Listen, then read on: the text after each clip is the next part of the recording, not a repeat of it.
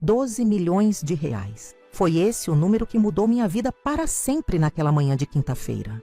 Eu olhava fixamente para o bilhete da Mega Sena em minhas mãos enrugadas, conferindo 1, 2, 3 vezes os números marcados. Não era engano. Todos os 6 números estavam lá, exatamente como apareceram no jornal. Meu coração disparou, minhas pernas bambearam e precisei me sentar na cadeira da cozinha para não cair. Eu, Zulmira Pacheco, aos 67 anos, depois de uma vida inteira de trabalho duro, tinha me tornado milionária. Sabe quando dizem que a vida passa diante dos olhos em momentos decisivos? Foi exatamente isso que aconteceu comigo. Lembrei de cada sacrifício que fiz criando meu filho Flávio sozinha, depois que meu marido faleceu. Cada turno dobrado no restaurante Sabor da Serra, cada noite em claro quando ele ficava doente, cada moeda economizada para garantir que ele tivesse uma educação melhor que a minha. O cheiro de tempero, impregnado nas minhas roupas, as mãos calejadas de tanto cortar legumes e preparar refeições para os outros. Olhei pela janela da minha casa simples no bairro Alto da Serra, aqui em Petrópolis.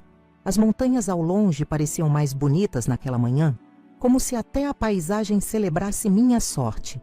O sino da Capela Nossa Senhora Aparecida tocou ao longe, e senti que era um sinal. Todas aquelas velas que acendi aos domingos, pedindo uma chance de mudar de vida, tinham finalmente sido atendidas. Não contei para ninguém nos primeiros dias. Guardei o bilhete dentro da Bíblia que herdei da minha mãe, o lugar mais sagrado e seguro que conhecia. Dormia e acordava pensando no que fazer com aquele dinheiro todo. Não era apenas uma quantia, era uma responsabilidade imensa. Era a chance de mudar, não apenas minha vida, mas a vida das pessoas que eu amava. Depois de uma semana guardando o segredo, decidi que precisava de ajuda. Liguei para o único advogado que conhecia, o Dr. Paulo Junqueira. Ele tinha me ajudado anos atrás com a papelada da minha aposentadoria. Quando contei sobre o prêmio, ele me pediu para ir ao seu escritório imediatamente e não falar com mais ninguém. Dona Zulmira, a senhora precisa entender que sua vida vai mudar completamente. Muita gente vai aparecer querendo um pedaço desse bolo. Ele me explicou com seriedade, ajeitando os óculos no rosto. Vamos fazer tudo discretamente para proteger a senhora. Foram dias de burocracia, papéis para assinar, contas para abrir.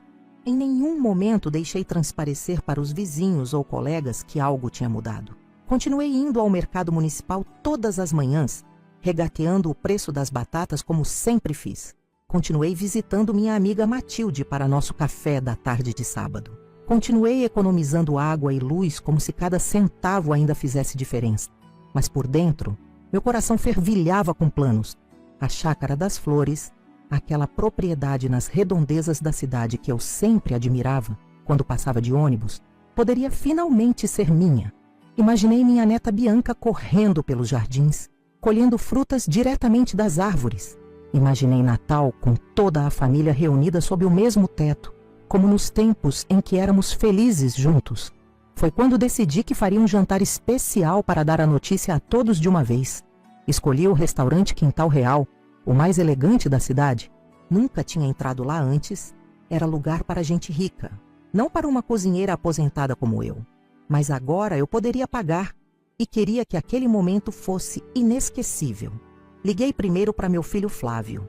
Meu coração de mãe, sempre esperançoso, acreditava que aquela notícia poderia aproximar a gente novamente. Nos últimos anos, desde que ele se casou com Priscila, nossas relações tinham esfriado. Eles viviam no condomínio Vale Verde, um lugar para gente de nariz empinado. Priscila era daquele tipo que se acha melhor que todo mundo, porque tem conta no Instagram e se chama de influenciadora. Flávio mudou depois que a conheceu. Começou a ter vergonha da mãe cozinheira, da nossa casa simples, do meu jeito de falar. Ele tentava ser empresário, abria um negócio atrás do outro, mas nada dava certo. Mesmo assim, mantinham aparências, sempre endividados, sempre fingindo uma vida que não podiam bancar. Quando liguei convidando para o jantar, fiz questão de não dar detalhes. Queria ver a surpresa nos olhos deles quando contasse. Imaginei Flávio orgulhoso da mãe, pela primeira vez em tantos anos. Imaginei Priscila tendo que engolir todo aquele desprezo que sempre demonstrou por mim. Filho, Estou organizando um jantar especial no Quintal Real no sábado. Quero reunir toda a família. Tenho uma notícia importante para compartilhar. Falei, tentando esconder a emoção na voz. Houve um silêncio do outro lado da linha. Depois ouvi a voz de Priscila ao fundo perguntando quem era. Ele afastou um pouco o telefone, mas consegui ouvir quando disse: "É minha mãe, convidando para um jantar." A risada dela foi como uma facada no meu peito. "Não vou a esse jantar, velha pobre. Eu e a minha esposa não gosta de você." As palavras dele caíram como pedras sobre mim. Velha pobre. Era assim que meu próprio filho me via. Aquele menino que embalei tantas noites, que segurei a mão quando teve medo, que ensinei a andar, a falar, a ser gente. Senti um nó na garganta. Uma dor que parecia que ia me rasgar por dentro. Mas algo estranho aconteceu naquele momento. Em vez de chorar, de implorar, de me desesperar como talvez fosse o esperado, senti uma calma me invadir. Era como se aquelas palavras tivessem finalmente aberto meus olhos para uma verdade que eu vinha ignorando há anos. O dinheiro não tinha mudado meu filho, apenas revelado quem ele realmente era. Respirei fundo, sentindo o ar encher meus pulmões. Um sorriso inesperado surgiu em meus lábios. Não era um sorriso de felicidade, mas de libertação. Aqueles 12 milhões de repente ganharam um novo significado para mim. Não seriam para comprar o amor de quem não me amava de verdade. Seriam para eu finalmente viver a vida que sempre mereci. "Tudo bem, filho. Respeito sua decisão." Falei com uma tranquilidade que nem eu mesma sabia que poderia ter naquela situação. E então, completei com palavras que mudariam o rumo da história. "Você já se perguntou como é descobrir aos 67 anos que a vida está apenas começando? Como é sentir que todas as portas que pareciam fechadas podem se abrir de repente? É disso que quero falar com você hoje. De onde você está me assistindo? Deixe nos comentários a sua cidade. Quero saber quem está compartilhando essa jornada comigo. E se inscreva no canal Vovó Lembrou, porque tenho muito mais para contar sobre como aquelas palavras dolorosas do meu filho acabaram sendo o começo da melhor fase da minha vida. Antes de ganhar na Mega Sena, minha vida era uma rotina de simplicidade e trabalho duro. Todo santo dia eu acordava às 5 da manhã, quando o céu ainda estava escuro e o ar fresco da Serra de Petrópolis entrava pela janela do meu quarto. Minha casa era pequena, apenas 2 quartos, um banheiro, sala e cozinha, mas para mim era um palácio, porque tinha sido comprada com o suor do meu trabalho. Cada tijolo daquelas paredes contava uma história de sacrifício. O despertador nem precisava tocar. Meu corpo já estava programado. Levantava, fazia um café forte no fogão, aquele cheirinho que enchia a casa inteira. Sentava na cadeira da cozinha, a mesma cadeira de madeira que meu marido consertou tantas vezes antes de nos deixar, e planejava mentalmente o dia. Às vezes, ficava alguns minutos olhando para a foto dele na parede, pedindo forças em silêncio. Arrumava-me com cuidado, mesmo que fosse para trabalhar na cozinha do restaurante. Minha mãe sempre dizia que mulher direita se apresenta limpa e arrumada, não importa onde vai. Prendia meus cabelos grisalhos num coque firme, passava um batom clarinho e vestia meu uniforme, sempre impecavelmente passado na noite anterior. O caminho para o mercado municipal era meu momento favorito do dia. Saía quando o sol começava a nascer, colorindo as montanhas ao redor de Petrópolis. As ruas ainda vazias, o orvalho nas plantas, os pássaros cantando. Minha primeira parada sempre era na banca da Dona Jandira, que guardava as melhores verduras para mim. "Bom dia, Dona Zulmira! Separei aquelas cebolinhas fresquinhas que a senhora gosta", dizia ela com um sorriso no rosto. Eu conhecia cada vendedor pelo nome. Tinha aquela relação de confiança que só se constrói com anos de convivência. O seu Joaquim, que vendia carnes, sempre me mostrava os melhores cortes. O Toninho das frutas guardava as mais maduras debaixo do balcão, especialmente para mim. E a Dona Márcia, das especiarias, que me ensinou segredos de temperos que carrego até hoje. Fazer as compras para o restaurante era quase um ritual. Escolhia cada ingrediente com atenção. Apertava, cheirava, observava. Aquela berinjela estava no ponto certo. O tomate estava maduro o suficiente. A carne tinha a quantidade ideal de gordura. Eram detalhes que faziam toda a diferença nos pratos que eu preparava. Com as sacolas cheias, pegava o ônibus até o restaurante Sabor da Serra. Era um lugar tradicional, fundado pelo seu antenor quando ele ainda era jovem, há mais de 50 anos. O restaurante ficava numa casa antiga, de paredes grossas, com um terraço que dava vista para as montanhas. Os turistas adoravam almoçar ali, apreciando a paisagem enquanto experimentavam comida caseira de verdade. Eu entrava pela porta dos fundos direto para a cozinha, meu verdadeiro reino. Colocava o avental, lavava as mãos com sabão de coco e começava a organizar os ingredientes. A equipe era pequena. Eu, a Matilde, que era minha ajudante e melhor amiga, o Juvenal, que lavava as louças, e a sobrinha do seu antenor, Rita, que às vezes ajudava nos fins de semana. Zulmira, não sei o que seria desse restaurante sem você, dizia seu antenor todos os dias, enquanto provava o primeiro caldeirão de feijão que eu preparava logo cedo. Aquele elogio diário era meu combustível. Trabalhei naquela cozinha por 30 anos. Vi o restaurante crescer, ganhar fama, aparecer em revistas de turismo. Mas nunca quis sair dali para um lugar maior, mais famoso. Aquele era meu lar, minha segunda família. A feijoada de sexta-feira era a minha especialidade. Tinha gente que vinha de longe só para provar. O segredo estava no tempero, no ponto certo da carne e principalmente no amor que eu colocava em cada panela. Porque cozinhar não é só seguir receita, é colocar alma no que se faz. Voltava para casa no fim da tarde, geralmente com as sobras do almoço que seu antenor insistia que eu levasse. Não pode desperdiçar comida boa, ele dizia. E eu não recusava. Era um jeito de economizar e também de levar um pouco da minha comida para o Flávio. Ah, meu Flávio! Como ele gostava do meu frango com quiabo quando era menino. Sentava na mesa da cozinha com os olhinhos brilhando, esperando que eu servisse o prato. Mãe, a senhora cozinha melhor que todo mundo. Falava de boca cheia, me enchendo de orgulho. Criar um filho sozinha não foi fácil. O pai dele, meu Antônio, morreu num acidente na fábrica, quando Flávio tinha apenas 6 anos. De repente, me vi viúva sem estudo, com uma criança para alimentar e uma casa para manter. Foi aí que seu antenor me deu a oportunidade de trabalhar na cozinha do restaurante. Comecei lavando pratos, depois fui ajudando no preparo dos alimentos, até que um dia a cozinheira principal adoeceu e eu tive que assumir. Nunca mais saí daquela posição. Todo o meu salário era dividido com matemática precisa, tanto para o aluguel, depois para a prestação da casinha que consegui comprar, tanto para a comida, para as contas, para o material escolar do Flávio, e o restinho, quando sobrava, ia para uma caixinha escondida no armário. Aquele dinheiro guardado aos poucos serviu para muita coisa emergencial ao longo dos anos. Um dente que quebrou, um remédio mais caro, um presente de aniversário especial. E também para os jogos da Mega Sena. Toda semana, religiosamente, separava R$ 10 para jogar. Era o único luxo que me permitia. Quando Flávio era adolescente, ele reclamava dessa mania. Mãe, isso é jogar dinheiro fora.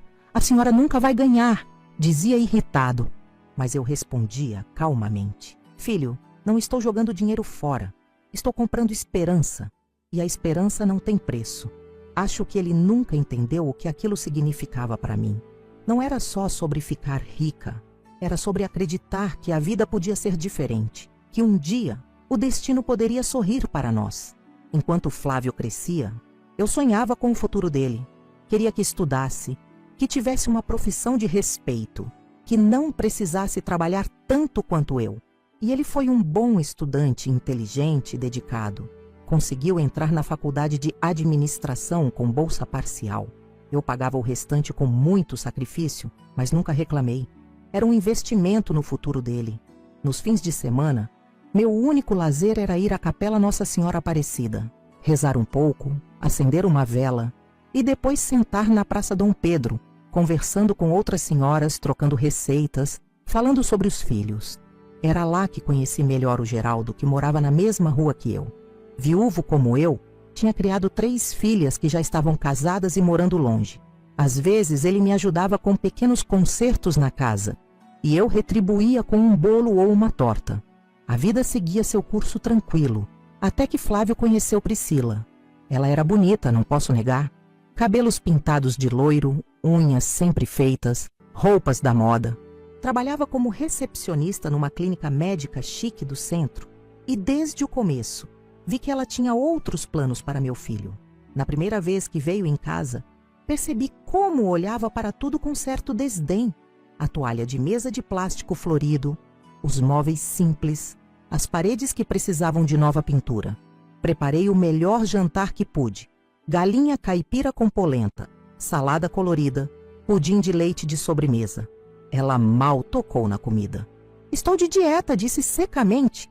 Quando Flávio anunciou que iam se casar, tentei ficar feliz por ele.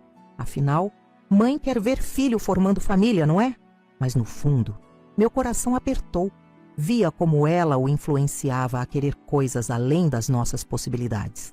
O apartamento no condomínio Vale Verde foi a primeira loucura.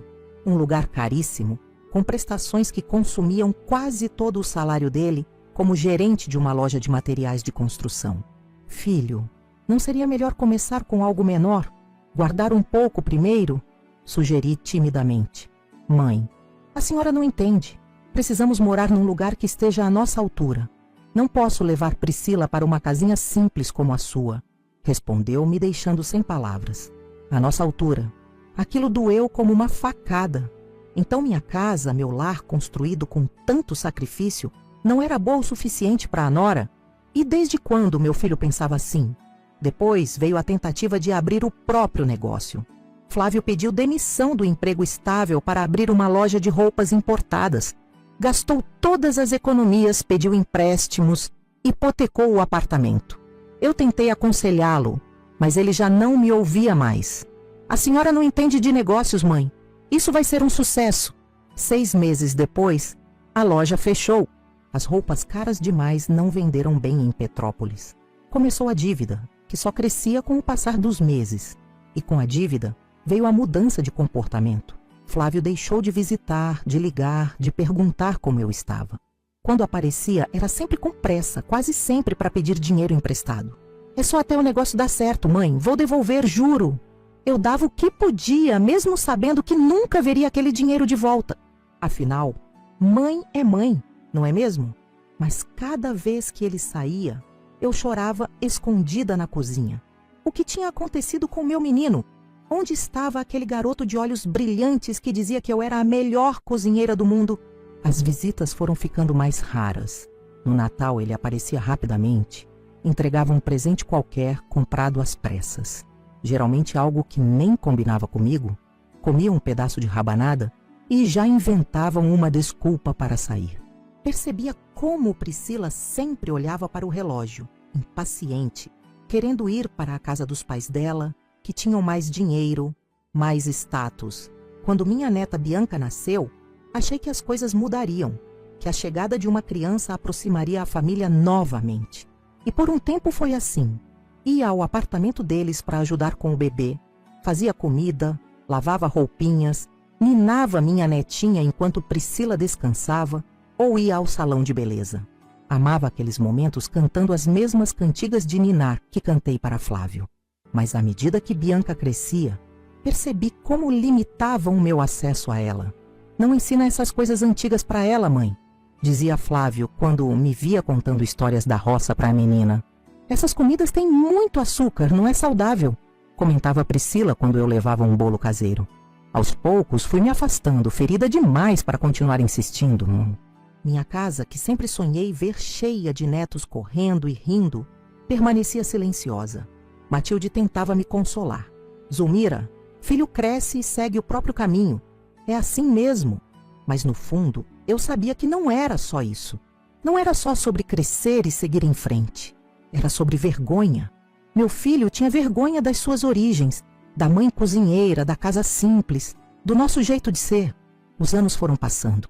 Meu cabelo ficou completamente branco. Minhas mãos mais enrugadas. As pernas já não tinham a mesma força para ficar horas na cozinha. Seu antenor, percebendo meu cansaço, reduziu minha carga horária. Você é o coração desse restaurante, Zulmira. Vamos cuidar desse coração. Aposentei-me oficialmente aos 65 anos mas continuava indo ao restaurante 3 vezes por semana para supervisionar, ensinar as receitas aos mais novos, manter viva aquela tradição. O dinheiro era curto, mas dava para viver com dignidade. Tinha minha casinha própria, a aposentadoria e o extra que seu antenor insistia em me pagar pelas consultorias. Era uma vida simples, mas honrada. E então, num dia comum como qualquer outro, a sorte bateu na minha porta. Os 6 números da Mega Sena, aqueles mesmos números que eu jogava há anos, a data de nascimento do Flávio, a data de casamento com Antônio e os números da casa onde nasci no interior, foram sorteados. De repente, eu tinha 12 milhões de reais na conta. Mas aquela ligação, aquela resposta do meu filho, quando o convidei para o jantar, mudou tudo.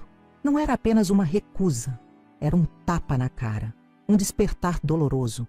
Velha pobre, ele me chamou, como se toda a minha vida de trabalho, de dedicação, de amor incondicional pudesse ser resumida nessas 2 palavras cruéis. Foi naquele momento que percebi, o dinheiro não ia mudar quem meu filho tinha se tornado. Talvez ele voltasse, sorridente e carinhoso, quando soubesse do prêmio. Talvez Priscila de repente achasse interessante frequentar minha casinha simples. Mas seria real? Seria amor verdadeiro ou apenas interesse? E foi ali, com o telefone na mão e o coração partido, que tomei a decisão que mudaria não apenas minha vida, mas a vida de tantas pessoas ao meu redor. Nunca vou me esquecer daquela terça-feira. O céu estava carregado de nuvens escuras e uma chuva fina caía sobre Petrópolis, deixando as pedras do calçamento brilhantes e escorregadias. Normalmente eu não sairia de casa num tempo desses, com meus joelhos reclamando de dor e a umidade penetrando nos ossos. Mas naquele dia específico, algo me impulsionou a sair. Precisava comprar pão e um pouco de verdura para o almoço. Coloquei meu casaco azul desbotado, aquele mesmo que uso há mais de 10 anos. Peguei o guarda-chuva pequeno que ganhei do seu antenor num Natal distante e saí. No caminho para o mercado, passei em frente à lotérica Boa Sorte, como fazia toda semana. Por algum motivo inexplicável, parei diante da porta e fiquei olhando para dentro. A fila não estava grande, coisa rara naquele estabelecimento. Talvez fosse um sinal. Entrei e esperei minha vez, segurando firmemente a bolsa contra o peito. Quando chegou minha vez, o jovem atendente, um rapaz com espinhas no rosto e olhos gentis, sorriu para mim. Dona Zulmira, hoje é dia do jogo da senhora, não é? Os mesmos números de sempre? Sim, meu filho, sempre os mesmos. Tirei da carteira a papeleta já preenchida, aqueles números que me acompanhavam há tantos anos. 07, 12, 23, 25, 36, 48, cada um com seu significado especial. O dia do nascimento de Flávio, o dia do meu casamento, a data do nascimento da minha mãe, o número da casa onde cresci, a idade que eu tinha quando meu marido faleceu e o ano em que comprei minha casinha própria. O rapaz digitou os números no sistema, imprimiu o comprovante e me entregou. R$10. Era o mesmo valor que eu gastava toda semana, sem nunca aumentar nem diminuir, mesmo quando o preço da aposta subiu. Ajustava outras despesas, mas nunca abria mão daquele pequeno sonho semanal. Boa sorte, dona Zulmira. Quem sabe hoje a senhora não leva esse prêmio de 12 milhões. Deus te ouça, meu filho. Deus te ouça. Guardei o comprovante cuidadosamente na bolsa, dentro da carteira, no mesmo compartimento onde guardo a foto amarelada do meu falecido Antônio. Segui para o mercado, comprei o pão francês ainda quentinho, algumas bananas e uma abóbora para fazer sopa. A chuva tinha aumentado quando saí, e mesmo com o guarda-chuva, cheguei em casa com as pernas da calça molhadas. Fiz meu almoço simples, um ovo frito, arroz, feijão e uma salada de tomate. E depois sentei na poltrona da sala para ver a novela das 2. Adormeci ali mesmo, como acontecia frequentemente nos últimos tempos. A idade cobra seu preço no corpo e aquele cochilo da tarde tinha se tornado um hábito reconfortante. Acordei com o barulho do telefone tocando. Era Matilde, minha amiga de longa data, com quem trabalhei por décadas no restaurante. Zulmira, você viu o resultado da Mega Sena de ontem? Saiu no jornal hoje. Não, minha filha. Acabei de acordar de um cochilo. Por quê? Saíram os números 07, 12, 23, 25, 36 48. Não são os seus números? Meu coração parou por um instante. Aquilo não podia ser verdade. Quantas vezes sonhei com essa possibilidade? Quantas vezes imaginei esse momento? Mas agora que parecia real, não conseguia acreditar. Matilde, você tem certeza? Leia de novo, por favor. Ela repetiu os números lentamente, e cada um deles fazia meu corpo tremer mais. Eram exatamente os meus números, aqueles que eu jogava há mais de 20 anos, semana após semana, sem nunca mudar. Vou conferir, Matilde. Te ligo depois. Com as mãos trêmulas, desliguei o telefone e fui até minha bolsa buscar o comprovante. Liguei a televisão na expectativa de ver o resultado nos noticiários. E lá estavam eles, exibidos na tela, enquanto o apresentador falava sobre o prêmio acumulado que finalmente tinha saído. Olhei para o papel em minhas mãos e depois para a TV. Os números eram idênticos. Não havia erro. Eu, Zulmira Pacheco, era a mais nova milionária do Brasil. Minhas pernas bambearam e precisei me sentar. O ar parecia faltar nos pulmões. Será que estava tendo um ataque cardíaco? Será que o choque da notícia seria forte demais para meu velho coração? Respirei fundo várias vezes, tentando me acalmar. Fechei os olhos e agradeci a Deus em silêncio. Não sei quanto tempo fiquei ali, imóvel, tentando absorver a notícia. O telefone tocou novamente. Era Matilde, aflita por notícias. E então, amiga, conferiu os números? Matilde, minha voz saiu num fio. São os meus números. Ouvi um grito do outro lado da linha, seguido de uma enxurrada de palavras de empolgação. Matilde estava mais animada que eu mesma. Você precisa vir aqui agora. Precisamos conferir direito, ver o que você tem que fazer para resgatar o prêmio. Não, Matilde. Não quero que ninguém saiba ainda. Deixa eu processar isso primeiro. Mas, Zulmira, por favor, amiga, não conte para ninguém. Nem para seu marido, promete? Ela hesitou, mas acabou concordando. Prometi que iria à casa dela no dia seguinte para conversarmos melhor. Desliguei o telefone e fiquei sentada na poltrona, olhando para o nada. A noite caiu e eu continuava ali, sem me mover, sem acender as luzes, apenas pensando. Aquela soma de dinheiro era assustadora para alguém como eu, que passou a vida inteira contando tostões. 12 milhões de reais. Era tanto dinheiro que eu nem conseguia imaginar. O que faria com tudo isso? Como minha vida mudaria? E mais importante, quem eu contaria? Meu primeiro pensamento foi: Flávio. Meu filho precisava saber. Ele estava com tantas dificuldades financeiras, tantas dívidas. Aquele dinheiro poderia salvar a situação dele, garantir um futuro estável para Bianca. Mas algo me segurou. Uma voz interior dizia para eu ir com calma, para não fazer nada precipitado. Só consegui dormir quando o dia já estava amanhecendo. Sonhei com minha mãe, que sorria para mim e dizia: "Cuida bem dessa bênção, filha."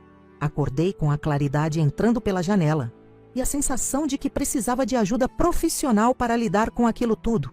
Lembrei do Dr. Paulo Junqueira, o advogado que me ajudou com a papelada da aposentadoria.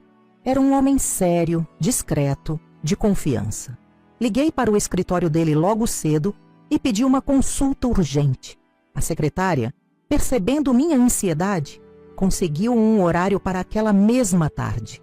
Antes de sair, guardei o bilhete premiado dentro da minha Bíblia, entre as páginas do Salmo 23, o Salmo do Pastor. Ninguém mexeria ali. Era o meu lugar seguro, o lugar onde guardava as coisas mais preciosas. A certidão de casamento, a certidão de nascimento do Flávio, algumas fotos antigas e agora aquele papel que valia 12 milhões. O escritório do Dr. Paulo ficava no centro da cidade, num prédio antigo, desses com elevador que tem grade de ferro. Esperei nervosamente na sala de recepção, olhando para as outras pessoas e pensando: ninguém aqui faz ideia do que carrego comigo. Quando finalmente fui chamada, entrei na sala sentindo o coração disparado. O Dr. Paulo, um homem na casa dos 50 anos, de cabelos grisalhos nas têmporas e óculos de aro fino, me recebeu com um aperto de mão firme. "Dona Zulmira, em que posso ajudá-la hoje?"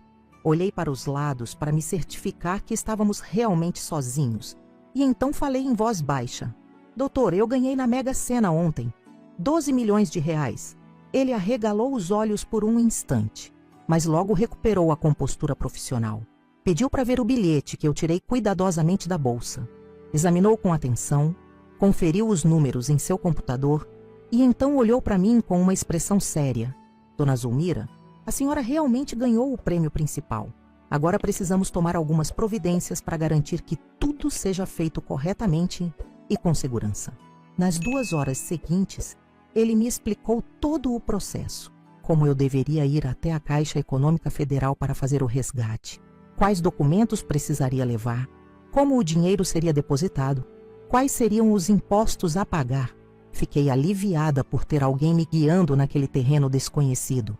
E doutor, quem vai ficar sabendo que eu ganhei? Vai sair no jornal, na televisão? A Caixa mantém sigilo sobre a identidade dos ganhadores, dona Zulmira. Mas a senhora sabe como são as cidades pequenas. Se alguém desconfiar, o boato se espalha. Por isso recomendo máxima discrição. Não mude seus hábitos de repente. Não comece a gastar muito dinheiro de uma só vez. Não conte para pessoas que não sejam de total confiança. Aquilo me fez pensar novamente em Flávio. Contaria para ele? Meu instinto de mãe dizia que sim, que ele tinha o direito de saber. Mas meu coração ferido hesitava. E quanto à minha família, doutor? Devo contar para meu filho? O doutor Paulo ajustou os óculos e me olhou com seriedade. Dona Zulmira, isso é uma decisão muito pessoal. Mas tenho visto muitos casos de famílias que se destroem por causa de dinheiro. Meu conselho é, não tenha pressa. Resolva primeiro toda a parte burocrática. Pense bem no que quer fazer com o dinheiro e só então comece a compartilhar a notícia, se assim desejar. Saí do escritório com a cabeça fervilhando de informações e decisões a tomar. Voltei para casa caminhando devagar, observando a cidade como se a visse pela primeira vez. Os mesmos prédios antigos, as mesmas lojas, as mesmas pessoas passando. Nada tinha mudado, mas ao mesmo tempo, tudo estava diferente. Eu estava diferente. Nos dias seguintes, segui à risca as orientações do Dr. Paulo. Fui à agência da Caixa com ele ao meu lado, levando todos os documentos necessários. Assinei papéis, abri contas novas, designei senhas. O gerente, um homem que nunca tinha me dado atenção nas vezes em que fui ao banco para resolver problemas da minha pequena poupança, agora me tratava como se eu fosse uma rainha. Será um prazer cuidar do seu patrimônio, dona Zulmira. Temos vários investimentos exclusivos que serão perfeitos para o seu perfil. O dinheiro ainda nem tinha entrado na minha conta e as pessoas já tratavam de forma diferente. Era uma lição e tanto sobre a natureza humana. Pedi a Matilde que me acompanhasse no dia em que fui à Caixa. Precisava de alguém de confiança ao meu lado. Alguém que me conhecia de verdade, que me tratava como Zulmira, não como a milionária. No caminho de volta para casa, depois que tudo foi resolvido, ela me perguntou: "E agora, Zulmira? O que você vai fazer com tanto dinheiro?" Olhei para minha amiga de tantos anos, para as mãos calejadas como as minhas, para o rosto marcado pelo mesmo tipo de vida de trabalho duro, e sorri. "Ainda não sei ao certo, Matilde, mas sei que quero fazer algo que tenha significado. Não quero apenas comprar coisas. Vai contar para o Flávio?" Suspirei profundamente. Essa pergunta me atormentava desde o primeiro momento. Pensei em fazer um jantar para toda a família, para contar a novidade a todos de uma vez. Ótima ideia. Posso ajudar a organizar? Concordei, grata pela empolgação dela. Decidimos que o jantar seria no restaurante Quintal Real, o mais elegante da cidade. Um lugar onde eu nunca tinha entrado antes, apenas passado em frente, admirando pela vitrine os arranjos de flores nas mesas e os garçons de gravata borboleta. Quando fui fazer a reserva, o maître me olhou de cima a baixo, avaliando meu vestido simples e minha bolsa gasta. Podia ler o pensamento dele. "O que essa senhora está fazendo aqui? Gostaria de reservar uma mesa para 6 pessoas, para sábado à noite." Falei, tentando soar confiante. "Sábado estamos completamente lotados, senhora. Talvez numa terça-feira." "Precisa ser sábado, é uma ocasião especial." Ele consultou o livro de reservas com uma expressão de tédio. "Infelizmente não será possível. Talvez a senhora prefira um restaurante mais adequado." Aquilo me feriu. Mesmo com 12 milhões na conta, que finalmente tinham sido depositados naquela manhã, eu ainda era tratada como alguém que não pertencia àquele mundo. Por um momento pensei em dizer quem eu era agora, em mostrar o extrato do banco, em ver a expressão de surpresa no rosto daquele homem arrogante, mas me contive. Foi quando senti uma mão no meu ombro. Era o doutor Renato Mendes, meu médico há anos, que aparentemente tinha ouvido a conversa enquanto esperava sua mesa. Algum problema, dona Zulmira? Estou tentando fazer uma reserva para sábado, mas parece que não há mesas disponíveis. Dr. Renato olhou fixamente para o maître. Jacques, tenho certeza que você pode encontrar uma mesa para minha querida amiga. Ela é praticamente uma instituição em Petrópolis, sabia? A melhor cozinheira que esta cidade já conheceu. O homem pareceu desconfortável. Bem, talvez possamos rearranjar algumas reservas. E assim consegui minha mesa para sábado. Agradeci ao Dr. Renato, que apenas sorriu e disse: estarei aguardando pelo convite para provar sua famosa feijoada qualquer dia desses, dona Zulmira. Com a reserva feita, era hora de convidar a família. Decidi ligar para Flávio primeiro. O telefone tocou várias vezes antes que ele atendesse, com uma voz impaciente. Alô? Filho, é a mãe. Ouvi um suspiro do outro lado. Oi, mãe. Estou meio ocupado agora, pode ser rápido? Engoli a mágoa e continuei. Estou organizando um jantar especial no Quintal Real no sábado. Quero reunir toda a família. Tenho uma notícia importante para compartilhar. Houve um silêncio do outro lado da linha. Depois ouvi a voz de Priscila ao fundo perguntando quem era. Ele afastou um pouco o telefone, mas consegui ouvir quando disse: é minha mãe, convidando para um jantar. A risada dela foi como uma facada no meu peito. Não vou a esse jantar, velha pobre. Eu e a minha esposa não gosta de você. Aquelas palavras saídas da boca do meu próprio filho cortaram mais fundo que qualquer faca. Velha pobre. 2 palavras que resumiam como ele me enxergava após todos aqueles anos de dedicação. Fiquei paralisada com o telefone grudado na orelha, sentindo o sangue fugir do meu rosto. O silêncio entre nós pesou por alguns segundos que pareceram eternidade. Algo estranho aconteceu dentro de mim naquele momento. Em vez da dor se transformar em lágrimas como seria natural, senti uma calma inesperada me invadir. Era como se um véu tivesse sido retirado dos meus olhos, permitindo que eu enxergasse a verdade com uma clareza jamais experimentada.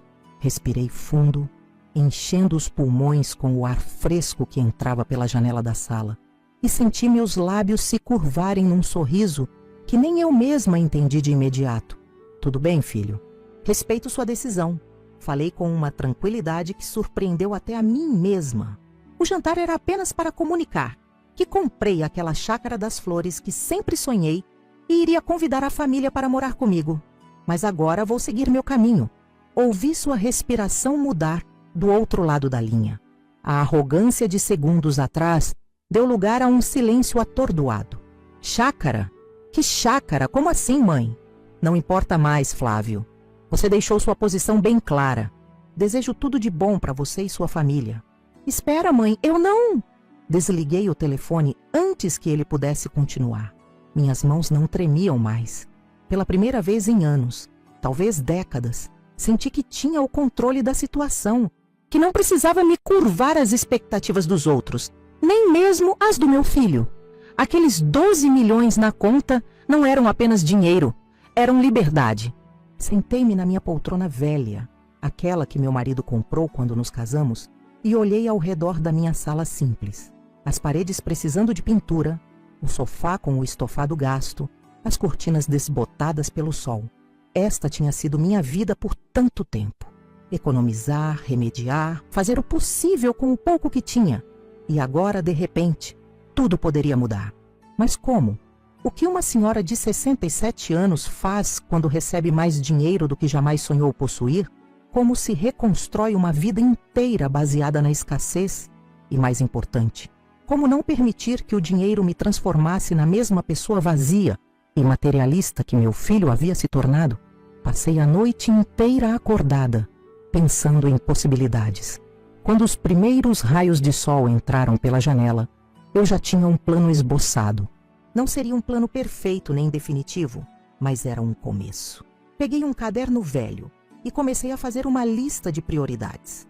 A primeira delas era sim, a Chácara das Flores. Não tinha mentido para Flávio sobre isso. Aquela propriedade nos arredores de Petrópolis sempre representou um sonho inalcançável para mim. passava por lá de ônibus quando ia visitar Matilde, que morava perto, e ficava admirando os jardins floridos, a casa de 2 andares, com varandas amplas, o pomar ao fundo. Imaginava como seria acordar todas as manhãs com aquela vista para as montanhas, cultivar minhas próprias frutas e verduras, ter espaço para receber amigos e família. Liguei para a imobiliária assim que o horário comercial começou. A corretora, uma mulher chamada Sandra, parecia cética quando mencionei meu interesse na chácara. A propriedade custa 3,5 milhões, senhora. Tem certeza que é este imóvel que deseja ver? Absoluta, respondi, segura de mim pela primeira vez em muito tempo. Marcamos uma visita para aquela mesma tarde. Vesti minha melhor roupa, um conjunto azul marinho que usava apenas em ocasiões especiais como casamentos ou formaturas, e pedi ao seu Geraldo, meu vizinho, que me acompanhasse. Ele tinha sido engenheiro civil antes de se aposentar e poderia me ajudar a avaliar as condições estruturais da casa. Zulmira, você tem certeza disso? Não é um valor pequeno para se investir de uma vez? Ele me perguntou preocupado enquanto esperávamos o táxi. Não tinha contado para ele sobre o prêmio da Mega Sena. Na verdade, até aquele momento, apenas Matilde, o Dr. Paulo e os funcionários da Caixa sabiam, mas confiava no Geraldo e sabia que precisaria do apoio dele. Ganhei na loteria, Geraldo, falei em voz baixa, como se as paredes pudessem ouvir. Um prêmio grande, muito grande. Os olhos dele se arregalaram por um instante, mas logo sua expressão voltou ao normal. Este era um dos motivos pelos quais eu apreciava tanto sua companhia. Geraldo nunca perdia a compostura. Entendo. E você já pensou em como administrar esse dinheiro? Grandes somas assim podem trazer problemas que você nem imagina, Zulmira. Estou contando com amigos como você para me aconselhar, respondi sorrindo. A visita à Chácara das Flores superou todas as expectativas. A casa era ainda mais bonita por dentro do que eu imaginava, com madeiras nobres, janelas amplas e uma cozinha que fez meus olhos brilharem. O pomar tinha árvores de todas as frutas que eu adorava: jabuticaba, pitanga, goiaba, mexerica. Os jardins, embora precisando de alguns cuidados, estavam repletos de rosas, hortênsias e begônias. Geraldo examinou tudo com olhos técnicos, verificando rachaduras, infiltrações, instalações elétricas. No final, deu seu veredicto. A estrutura está sólida. Vai precisar de alguns reparos no telhado e na parte elétrica, mas nada grave. Se é isso que você quer, Zulmira, eu diria que é um bom investimento. Naquele mesmo dia, fiz uma proposta. Ofereci 3,2 milhões com pagamento à vista. E a corretora quase não conseguiu esconder a surpresa. Provavelmente pensou que eu estava blefando. Liguei para o Dr. Paulo imediatamente, que ajudou a formalizar a oferta e explicou que meus fundos seriam verificados e aprovados pelo banco. 2 dias depois, a proposta foi aceita. Em uma semana, eu seria a nova proprietária da Chácara das Flores. Mas, por enquanto, decidi manter isso em segredo. Em vez de contar para todo mundo sobre minha nova condição financeira, comecei a observar as pessoas à minha volta com outros olhos. Quem eram meus verdadeiros amigos? Quem permaneceria ao meu lado independentemente da minha conta bancária? Matilde, é claro, estava no topo da lista. Minha amiga de décadas, que esteve comigo nos momentos mais difíceis, que segurou minha mão no enterro do meu marido, que me ajudou a criar Flávio nos primeiros anos, tão complicados para uma viúva sem recursos. Geraldo também tinha se revelado um amigo leal, discreto, respeitoso, sempre disponível quando eu precisava de um conselho ou de ajuda com algum reparo na casa. Nossas conversas na varanda nas tardes de domingo eram um dos poucos prazeres que eu me permitia. Seu antenor, meu antigo patrão, era outra pessoa que merecia minha confiança e gratidão. Quando todos os restaurantes me rejeitavam por eu não ter experiência formal como cozinheira, foi ele quem me deu uma oportunidade. Ao longo dos anos, me tratou mais como família do que como funcionária. E havia o Dr. Renato, meu médico há mais de 15 anos, que sempre me atendeu com respeito e atenção, mesmo quando eu atrasava o pagamento das consultas. Era ele quem cuidava da minha pressão alta, das minhas dores nas juntas, sempre com uma palavra gentil e um olhar atento. Essas pessoas, percebi, eram minha verdadeira riqueza. Muito antes dos milhões chegarem à minha conta, eu já era abençoada com amizades que nenhum dinheiro poderia comprar. Decidi então que meu próximo passo seria ajudar cada uma delas de alguma forma, mas sem alarde, sem ostentação. Comecei pelo Seu Antenor. Sabia que o restaurante Sabor da Serra, apesar da fama e da clientela fiel, enfrentava dificuldades financeiras nos últimos anos. A concorrência com restaurantes mais modernos e a reforma que o prédio antigo necessitava estavam pesando no orçamento. Fui visitá-lo numa manhã tranquila, quando o movimento era menor. Encontrei-o sentado numa mesa dos fundos, fazendo contas com uma expressão preocupada. Seu Antenor, posso me sentar um minutinho? Preciso conversar um assunto importante. Ele sorriu ao me ver. Aquele sorriso cansado, mas sempre acolhedor. Claro, Zulmira. Sempre tenho tempo para você. Quer um cafezinho? Aceitei o café e depois de alguns minutos de conversa casual sobre o clima e os clientes antigos, tomei coragem para fazer minha proposta. Seu Antenor, o senhor já pensou em ter uma sócia no restaurante? Ele me olhou surpreso. Uma sócia? Como assim? Eu gostaria de investir no Sabor da Serra, ajudar na reforma, modernizar a cozinha, talvez expandir o cardápio. Seu Antenor colocou a xícara de café na mesa lentamente, me estudando com um olhar confuso. Zulmira, você sabe que preciso de uma injeção de capital considerável, não é? O restaurante está precisando de pelo menos 500 mil em reformas. Tenho condições de investir isso e mais um pouco. Falei com firmeza. Ele ficou em silêncio por alguns instantes, claramente tentando processar o que eu estava dizendo. Depois, com delicadeza, perguntou: posso saber como? Você se meteu com algum agiota, Zulmira? Está precisando de dinheiro? Porque se for isso, eu posso tentar te ajudar de outro jeito. A preocupação genuína dele me comoveu. Decidi que ele merecia saber a verdade. Ganhei na Mega Sena, Seu Antenor, o prêmio principal. Ele me olhou incrédulo por um momento, mas depois seus olhos se encheram de lágrimas. Seu Antenor pegou minhas mãos entre as dele, apertando-as com carinho. Se tem alguém nessa cidade que merece essa bênção, é você, Zulmira. Depois de tudo que passou, de tanto trabalho, tanta dedicação, conversamos por horas naquela manhã. Falamos sobre como o restaurante poderia ser renovado, sem perder sua essência, como poderíamos preservar as receitas tradicionais, mas também inovar em alguns aspectos. No final, tínhamos um plano de negócios rudimentar e um aperto de mão que valia mais que qualquer contrato. Nos dias seguintes, continuei minha missão silenciosa. Fui ao hospital local para uma consulta com o Dr. Renato e depois de receber boas notícias sobre minha saúde, a pressão tinha estabilizado, o colesterol estava sob controle, perguntei se podíamos conversar em particular. Doutor, o senhor já me falou várias vezes sobre como o hospital precisa de uma ala pediátrica melhor equipada. Ele assentiu suspirando. É verdade, dona Zulmira. Temos crianças sendo transferidas para outras cidades porque não temos equipamentos adequados aqui. É um sofrimento para as famílias. Quanto custaria equipar essa ala adequadamente? O doutor Renato me olhou surpreso. Bem, fizemos um orçamento recentemente. Para ter tudo o que precisamos, incluindo um pequeno centro cirúrgico infantil, seriam necessários cerca de 2 milhões. Mas por que a pergunta? Porque quero fazer essa doação, em memória do meu marido, Antônio. O médico ficou em choque, incapaz de articular uma resposta imediata. Quando finalmente recuperou a voz, me perguntou: Dona Zulmira, desculpe a indiscrição, mas a senhora tem essa quantia. Contei para ele também sobre o prêmio. Sua reação foi de alegria genuína, não pela quantia em si, mas pelo que aquilo representaria para as crianças da região.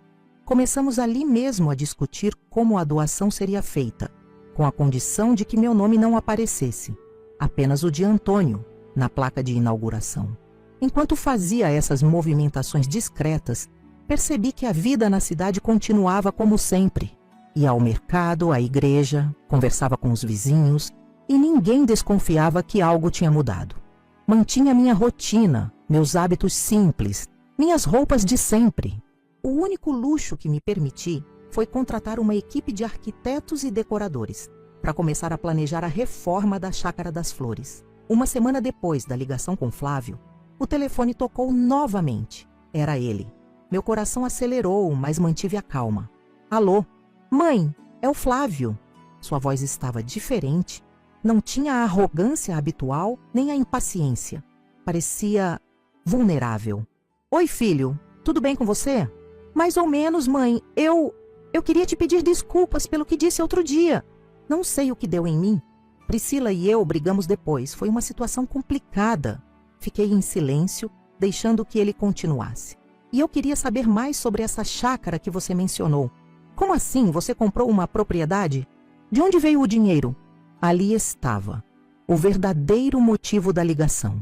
Não eram as desculpas, nem o arrependimento. Era a curiosidade, a desconfiança de que sua velha pobre de mãe pudesse de alguma forma ter conseguido dinheiro. Não se preocupe com isso, Flávio. Foi só um mal-entendido. Mas, mãe, olha, filho, preciso desligar agora. Estou com visitas. A gente conversa outra hora, tá bom? Não havia visitas, é claro, mas não estava pronta para aquela conversa. Não ainda. Precisava organizar meus pensamentos, meus sentimentos, entender o que realmente queria para minha relação com Flávio dali para frente. No dia seguinte, recebi outra ligação inesperada. Era Bianca, minha neta de 17 anos.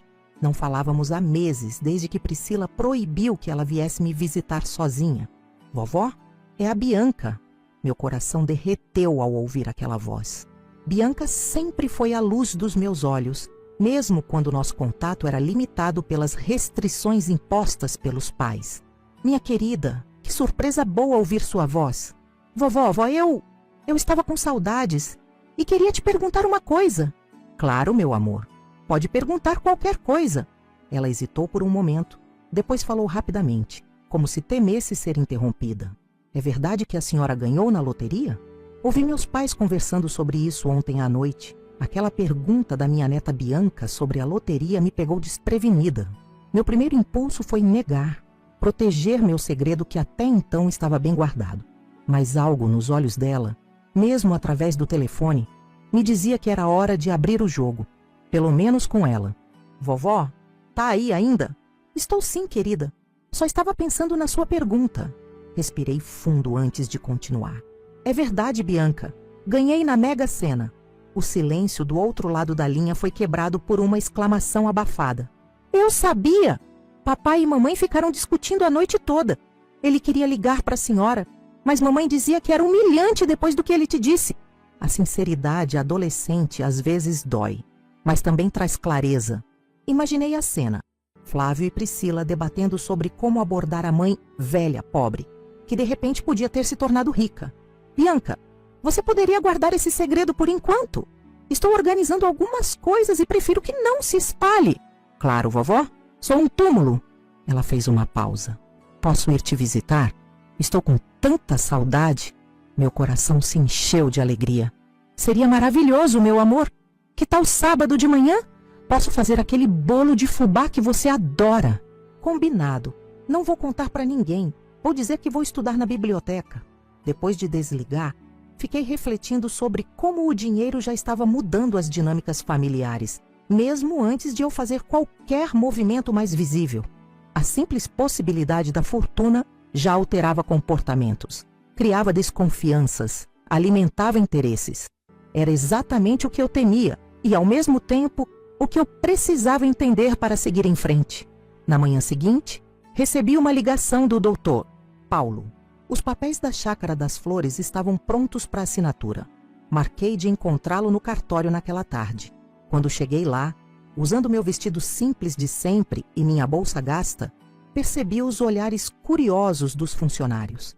Provavelmente se perguntavam o que uma senhora como eu estaria fazendo comprando uma propriedade daquele valor. O antigo dono da chácara, um empresário de São Paulo, que raramente vinha a Petrópolis, pareceu igualmente surpreso ao me conhecer. Cumprimentou-me com um aperto de mão frouxo, olhando-me de cima a baixo, como se estivesse avaliando uma mercadoria duvidosa. A senhora realmente vai ficar com toda a propriedade? São quase 15 mil metros quadrados, ele comentou, com um tom que misturava desdém e incredulidade. Cada centímetro, respondi mantendo a dignidade, inclusive o pomar e o lago. Assinei os papéis com a mão firme. sentindo um misto de emoção e nervosismo. Aquela assinatura representava não apenas a aquisição de um imóvel, mas o início de uma nova fase da minha vida. Quando o tabelião me entregou as chaves, um molho pesado com 5 chaves diferentes, senti o peso da responsabilidade em minhas mãos. A senhora já tem planos para a propriedade? Perguntou o Dr. Paulo enquanto saíamos do cartório. Muitos, respondi com um sorriso. E o primeiro deles é torná-la um lar de verdade. Nos dias seguintes, dividi meu tempo entre o planejamento da reforma da chácara e a organização dos outros projetos que tinha em mente. A parceria com seu antenor no restaurante Sabor da Serra já estava encaminhada, com o contrato sendo finalizado pelo Dr. Paulo.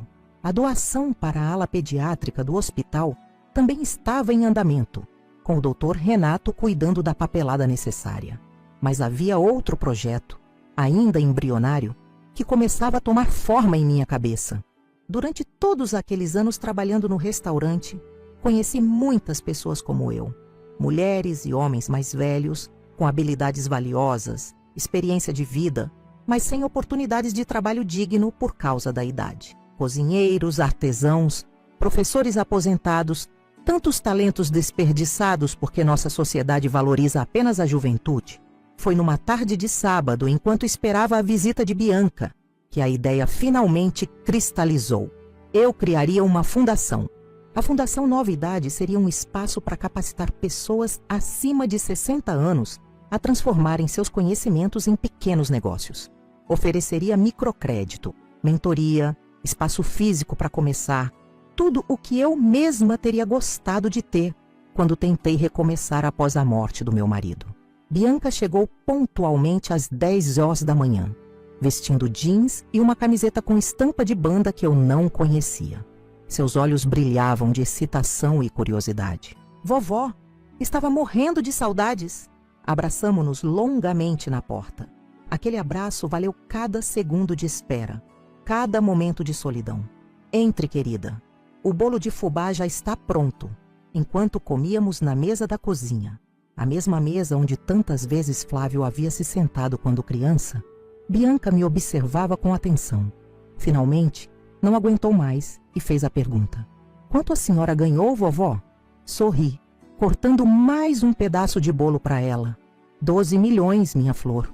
Bianca quase engasgou. 12 milhões? Vovó, isso é uma fortuna. A senhora já comprou um carro novo? Um apartamento na praia? Vai viajar para a Europa? Sua reação genuína de adolescente me fez rir. Para ela, aquele dinheiro significava liberdade para consumir, para realizar desejos imediatos.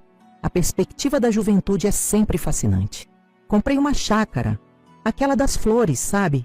Que fica na estrada para Alto da Serra. Os olhos dela se arregalaram ainda mais. Aquela mansão linda com jardins enormes. Vovó, que demais! Quando posso conhecer? Que tal agora mesmo? Acabei de receber as chaves ontem. A empolgação dela era contagiante. Peguei minha bolsa, as chaves da chácara e saímos juntas.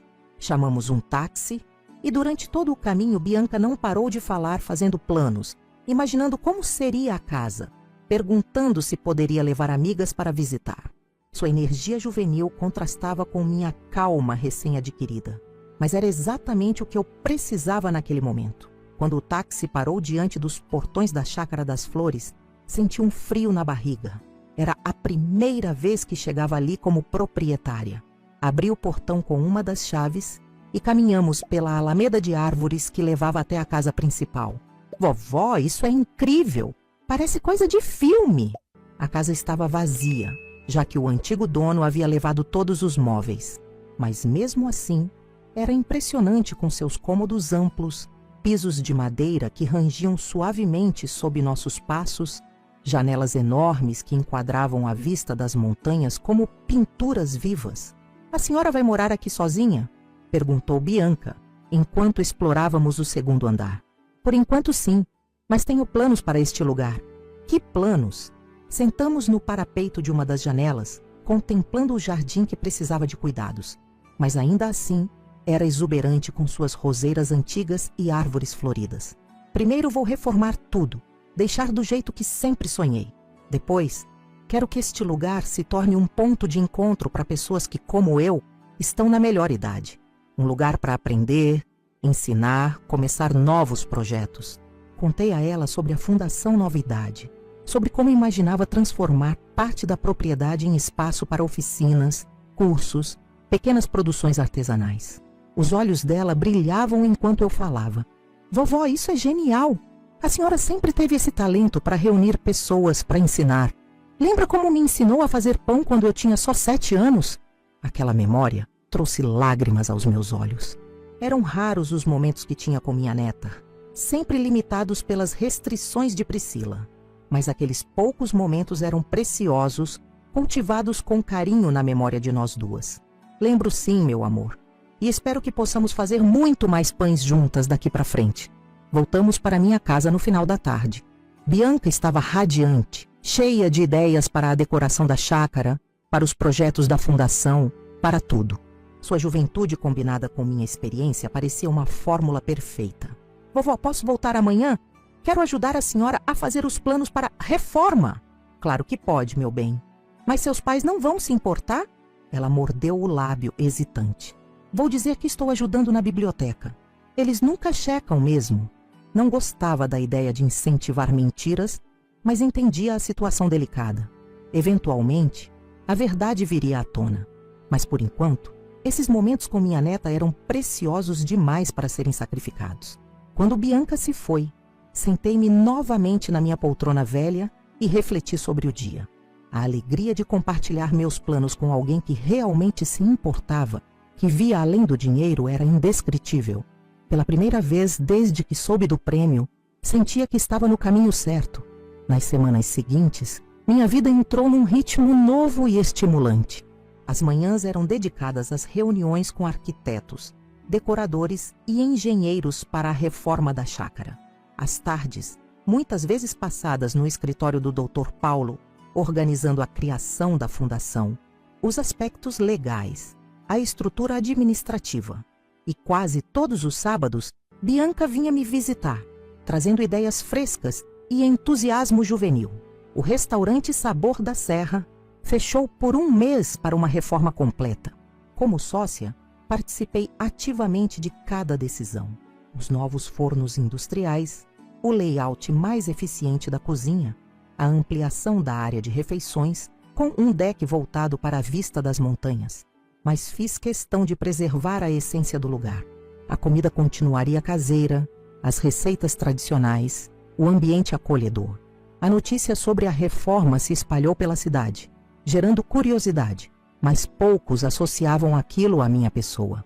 Para a maioria, eu continuava sendo apenas Dona Zulmira, a ex-cozinheira do restaurante agora aposentada. Mantinha minha rotina simples, minhas roupas de sempre, minha casa modesta.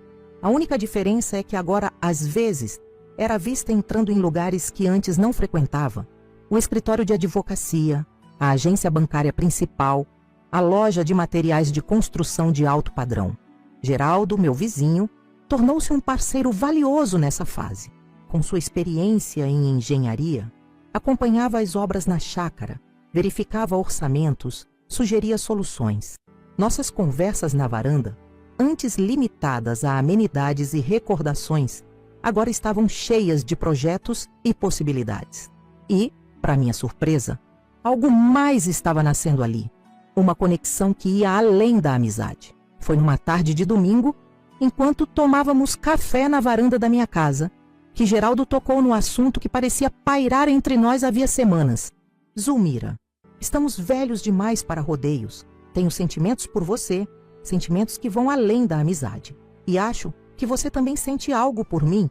Sua franqueza me pegou desprevenida, mas era refrescante. Aos 67 anos, não tínhamos tempo para jogos ou incertezas.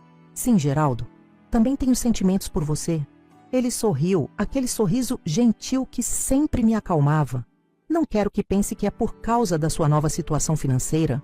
Meus sentimentos existem desde muito antes disso.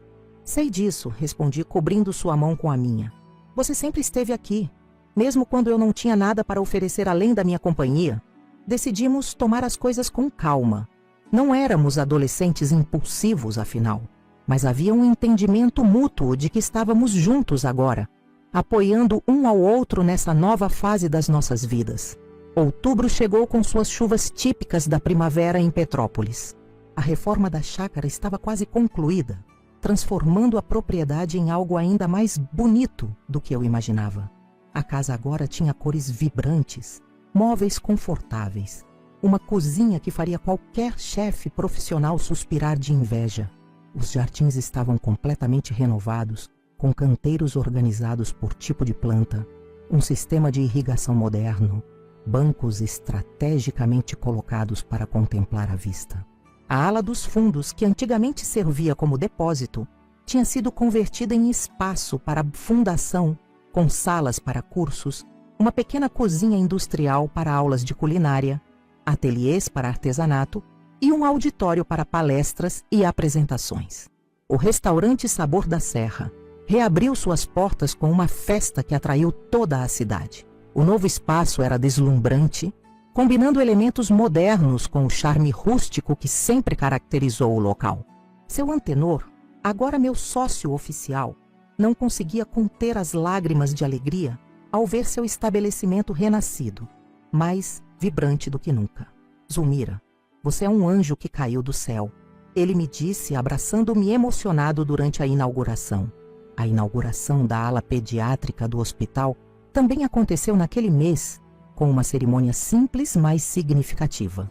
A placa na entrada dizia apenas: em memória de Antônio Pacheco, um homem que amava crianças. Chorei silenciosamente ao vê-la, imaginando como meu marido ficaria orgulhoso daquele legado. Foi no final de outubro que a notícia finalmente explodiu na cidade. Não sei exatamente como começou. Talvez um funcionário da Caixa tenha comentado, ou algum dos profissionais envolvidos nas reformas. O fato é que, de repente, todos sabiam. Dona Zulmira, a ex-cozinheira do Sabor da Serra, tinha ganhado na Mega Sena. Os olhares nas ruas mudaram. As pessoas que antes mal me cumprimentavam agora faziam questão de parar para conversar. Recebi ligações de parentes distantes que nem sabia que existiam. E como era de se esperar, Flávio e Priscila finalmente reapareceram. A ligação veio num domingo à noite. Estava sentada na varanda da chácara com Geraldo, apreciando o pôr do sol, quando o celular tocou. Era Flávio. Mãe, estamos na frente da sua casa, mas não tem ninguém. Onde a senhora está? Estou na Chácara das Flores, respondi calmamente. Moro aqui agora. Houve um silêncio do outro lado, seguido por uma conversa abafada com Priscila. Podemos ir até aí? Precisamos muito conversar. Olhei para Geraldo, que assentiu encorajadoramente. Claro, filho. Vou mandar o endereço por mensagem. Meia hora depois, o carro deles, o mesmo modelo de sempre, mas visivelmente mais desgastado, parou diante dos portões da chácara. Observei pela janela enquanto entravam. Flávio nervoso, Priscila tentando esconder o deslumbramento ao ver a propriedade. Recebi-os na sala principal, onde o teto alto e as janelas panorâmicas criavam uma atmosfera imponente, sem ser opressora. Geraldo estava ao meu lado, sua presença me dando a força que eu precisava para aquele encontro. Mãe, começou Flávio, visivelmente desconfortável. Precisamos conversar sobre tudo o que aconteceu. Sim, precisamos, concordei, indicando que se sentassem. Querem um café?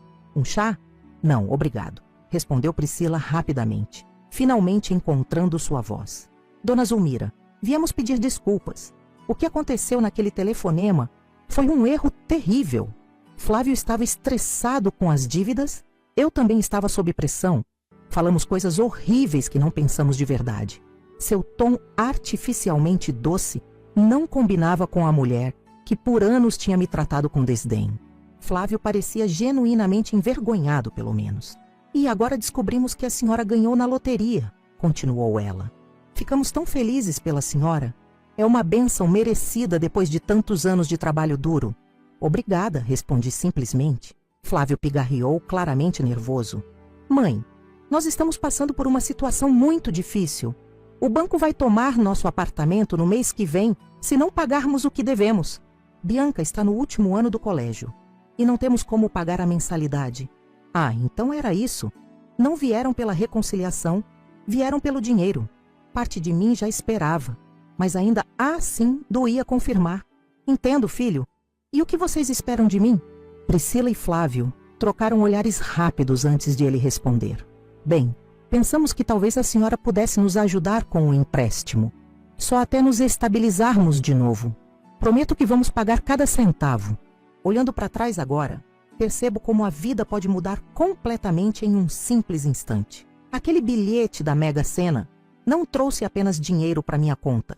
Trouxe clareza para minha visão, força para minhas decisões e uma nova chance de recomeçar aos 67 anos. Quando Flávio e Priscila apareceram na Chácara das Flores naquele domingo, pedindo dinheiro emprestado, depois de me chamarem de velha pobre, tive que tomar uma das decisões mais difíceis da minha vida.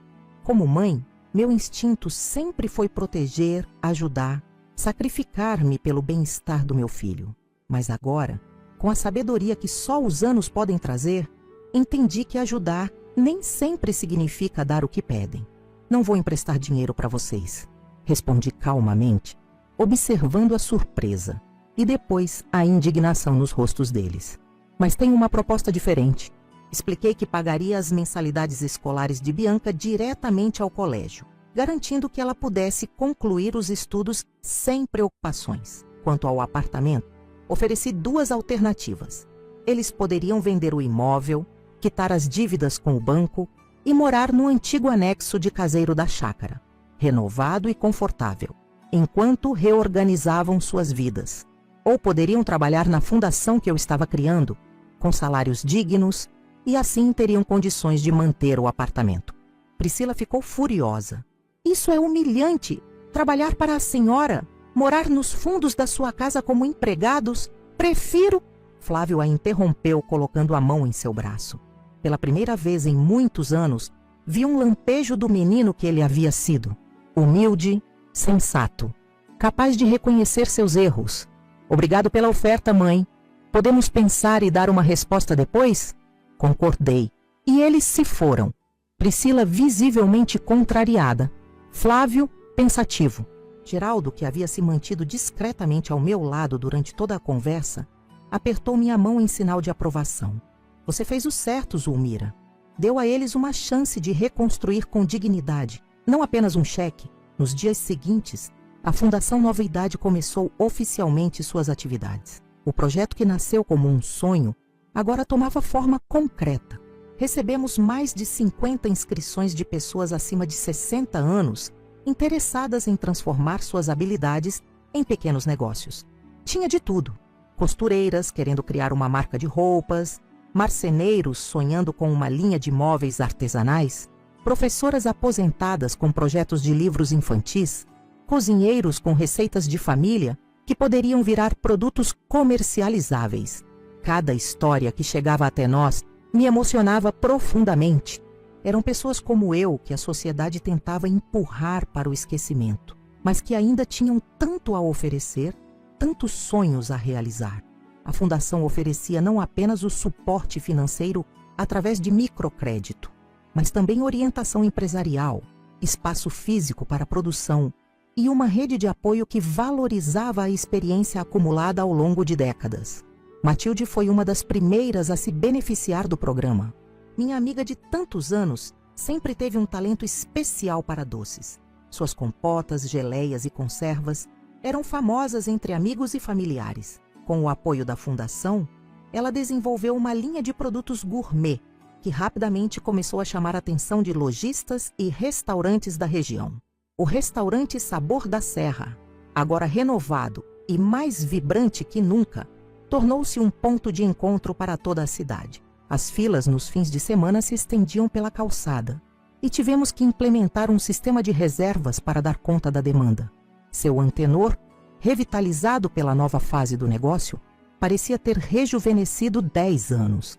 E eu, embora não trabalhasse mais diariamente na cozinha, ainda aparecia algumas vezes por semana para supervisionar e garantir que as receitas tradicionais fossem mantidas com o mesmo amor e cuidado de sempre. A nova ala pediátrica do hospital, dedicada à memória do meu Antônio, já estava em pleno funcionamento, atendendo crianças que antes precisavam ser transferidas para outras cidades. Sempre que podia, Visitava o local levando livros ou brinquedos, conversando com os pequenos pacientes, contando histórias para distraí-los durante os tratamentos. E Bianca, minha querida neta, tornou-se uma presença constante na minha vida. Depois de muitas discussões tensas com os pais, ela conquistou a liberdade de me visitar regularmente. Mais do que isso, começou a se envolver ativamente nos projetos da Fundação, especialmente no programa que conectava jovens estudantes com idosos para a troca de experiências e conhecimentos. Seu entusiasmo juvenil combinado com a sabedoria dos mais velhos gerava uma sinergia incrível. Flávio eventualmente aceitou minha proposta, não a de morar no anexo, mas a de trabalhar na Fundação, gerenciando a parte administrativa. Foi difícil no começo. Ele tinha que engolir o orgulho todos os dias, aprender a respeitar pessoas que antes considerava inferiores, reconhecer que sua mãe, velha pobre, agora era sua chefe. Priscila, por outro lado, preferiu seguir seu próprio caminho. O casamento, já fragilizado pelas dificuldades financeiras, não resistiu à mudança de paradigma. Separaram-se alguns meses depois. Ver meu filho aos poucos reencontrando sua essência, reconectando-se com valores que tentei lhe ensinar na infância, foi uma das maiores alegrias que o dinheiro, indiretamente, me proporcionou. Não foi um processo rápido nem fácil, mas valeu cada momento difícil, cada conversa tensa, cada recomeço. E Geraldo, meu companheiro nessa jornada inesperada, tornou-se muito mais que um vizinho ou amigo. Com ele, redescobri o amor na terceira idade, um amor maduro, sem pressões ou expectativas irreais, baseado em companheirismo e respeito mútuo. Começamos a viajar juntos, conhecendo lugares do Brasil que eu só tinha visto em fotografias ou na televisão. As cataratas do Iguaçu, as praias do Nordeste, o Pantanal, a Amazônia. Cada destino era uma descoberta maravilhosa, uma experiência que jamais imaginei que teria. Mas apesar de todas essas mudanças, de todas essas bênçãos que o dinheiro me permitiu realizar, a lição mais importante que aprendi foi sobre o valor das pessoas. Descobri quem estava ao meu lado por interesse e quem estava por amor genuíno. Aprendi que a verdadeira riqueza não está no saldo bancário, mas nas relações que construímos, nas vidas que tocamos, no legado que deixamos. Hoje, quando olho pela janela da Chácara das Flores e vejo os jardins floridos, as pessoas trabalhando nos projetos da Fundação, Bianca estudando sob a sombra de uma árvore, Flávio lentamente reconstruindo sua vida com mais humildade, sinto uma gratidão imensa pelo rumo que minha história tomou. E tudo começou com aquelas palavras dolorosas ao telefone. Não vou a esse jantar, velha pobre. Se você chegou até aqui na minha história, quero agradecer de coração por ter me acompanhado nessa jornada. Cada experiência que compartilho no canal Vovó Lembrou é um pedacinho da minha vida, das minhas alegrias e dores, das minhas descobertas e aprendizados. Sei que muitos de vocês passam por situações semelhantes, o desrespeito dos mais jovens, o preconceito com a idade, a sensação de invisibilidade que às vezes nos acomete. Por isso, peço que se inscrevam no canal para continuarmos essa conversa, essa troca de experiências que nos fortalece. Deixem também o seu like neste vídeo. Acreditem, cada curtida é um incentivo para que eu continue compartilhando minhas histórias. E não deixem de comentar. Quero muito saber o que vocês fariam no meu lugar. Como teriam reagido às palavras do filho? Que projetos realizariam se ganhassem na loteria? Seus comentários me ajudam a conhecer vocês melhor e a criar novos conteúdos que realmente importam para a nossa comunidade. Se puderem, ajudem também com o Valeu Demais, uma forma de doação para o canal que nos permite cobrir os custos de produção e trazer mais vídeos diariamente. Cada contribuição, por menor que seja, faz uma enorme diferença para mantermos esse espaço de acolhimento e sabedoria que construímos juntos. Visitem também os outros vídeos do canal, onde conto outras histórias da minha vida, algumas engraçadas, outras emocionantes, todas verdadeiras e cheias de lições que só a experiência pode ensinar. Lembrem-se sempre, nunca é tarde para recomeçar, para perdoar, mas não esquecer, para construir algo novo e significativo. A idade avançada não é o fim da linha, pode ser o começo de uma jornada ainda mais rica e gratificante. Eu sou a prova viva disso. Até o próximo relato com carinho, dona Zulmira.